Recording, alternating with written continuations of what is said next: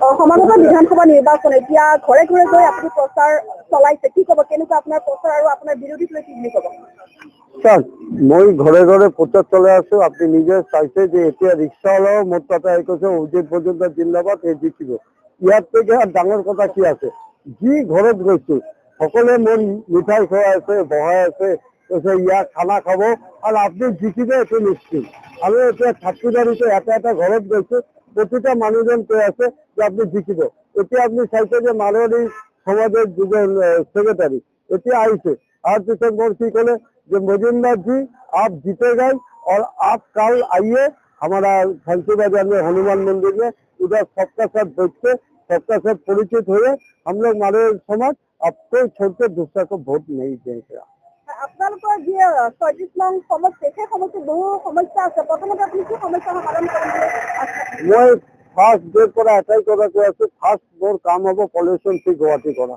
Central Guwahati cancer institute আছে, cancer college আছে, তাৰপিছত মেডিকেল কলেজের এটা পার্ট পরে এইটো সাইডে ডাঙর হার্ট স্পেশালিটি হসপিটাল খুলিছে। কিন্তু ইমান ডাঙর করার পিছত প্রাইম মিনিস্টার ওপেন করার পিছত আমার পলিউশন এনেকুৱা যে মানুহ বিমার ভাল কৰিবৰ কাৰণে গৈ আকৌ বিমার লয়ে ঘৰত যাব, এনেকুৱা একটা স্থিতি হয়ে আছে। তো এটি আমার ফার্স্ট অ্যাডভান্টেজ যে পলিউশন ফ্রি করা। সেকেন্ড হল যে ইয়াতে যেটা উচ্ছেদের নামে কেলেঙ্কারি চলি আছে, এটি বন্ধ করা। এতিয়া কি হয়েছে, উচ্ছেদের নামত উচ্ছেদ করার পিছত আপনার 1 টাকা দামের মাটিটো তার দিয়ে দেয়, এটি ঠিক নহয়। 3 নম্বর হল যে আমার ইয়াতে যে ধরনের কাম চলি আছে, রাস্তা ব্রিজ তো পুরো ইন্ডিয়াত হয়, গোটা ভারতবর্ষে ব্রিজ হয়, ব্রিজটি ডাঙর কথা নয়। কমিশনের কারণে ইয়াতে এটা করে একটা ব্রিজ করে আর তলত মানে রাস্তার যেটা থাকে তাতে মানুষ চলাফেরা নাইকিয়া করে দেয়, না বাস যাবে পরে, না ট্রাম যাবে পরে, না গাড়ি যাবে পরে, সব নাইকিয়া করে দেয়। তো এই হচ্ছে আমার গুৱাহাটী। তো এইটো সমস্যার সমাধান করিবই লাগিব, রাস্তাঘাট উন্নতি করিব লাগিব, স্কুল কলেজ ভাল শিক্ষার ব্যবস্থা করিব লাগিব, স্বাস্থ্যখণ্ডে ভাল করিব লাগিব। কৃত্রিম বানপানীর কথা কয়ে লাভ নাই। গুৱাহাটীতে কৃত্রিম বানপানী হলে য'ত মেঘালয়ের উদাহরণ দেয় যে মেঘালয়ের পানী অহাৰ পিছত গুৱাহাটী বানপানী হৈছে, এইটো লাগারি কথা। এটি তাদের সৎ উদ্দেশ্য থাকিলে তেতিয়াই কৃত্রিম বানপানী ঠিক হয়ে যায়। তেনেকুৱা ধরনের এখন নাই, ব্যবস্থা নাই। এই কারণে মই কৈ আছো যে গুৱাহাটীক ভাল কৰিবৰ কাৰণে, গুৱাহাটীকে সুন্দৰ কৰিবৰ কাৰণে, মেগা সিটির কারণে গুৱাহাটীত যদি উন্নতি কৰিব লাগে, মোৰ নিচিনা মানুষ আপনার বিধানসভায় পাঠালে গোটেই গুৱাহাটী চিহ্নই বেলেগ করে দিই। যেটা আপোনাৰ সমষ্টি মধ্য গুৱাহাটীত এটা ডাঙৰ সমস্যা আছে, সৰু সৰু কণ ল'ৰা ছোৱালী এতিয়া ড্ৰাগছৰ কবলত পৰিছে, যেটা আপোনাৰ বিৰোধীয়ে কিন্তু এই কথাটো মন্তব্য প্ৰকাশ কৰিছে, আপুনি কি ক'ব? স্যার, ড্রাগসের কারণে যদি সরু সরু ল'ৰা ছোৱালী পড়ে, তার কারণে আপনি যদি কয় যে প্রশাসনের দুর্বলতা, একটু মানিবই লাগবে। ড্রাগস অ্যাডিক্ট কন্ট্রোল বলে আছে, তাতে প্রশাসনের ইয়েতো আছে, কিন্তু গার্জেনে অলপ সজাগ হব লাগিব।